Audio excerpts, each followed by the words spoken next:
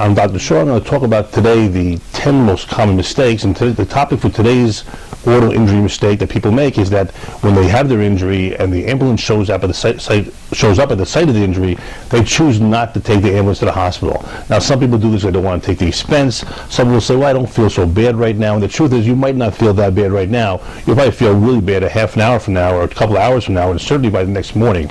There's a number of reasons why people choose not to take the ambulance to the hospital. I can tell you that it's a very important thing to do for a number of reasons. From a clinical perspective, there are injuries which oftentimes go undiagnosed or unrealized right away.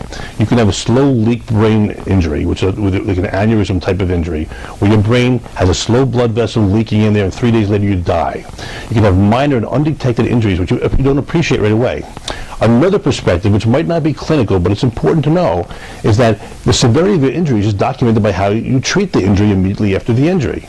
By going to the hospital, by going to the emergency room, you have an immediate documentation of what was happening at the time.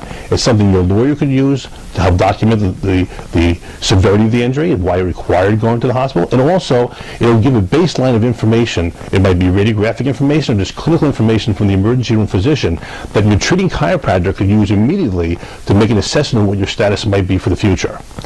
Both of these aspects are very important. Not going to the hospital by ambulance, if it's available to you and if it's necessary, is a big mistake. Give us a call. We'll be happy to help you with your injuries.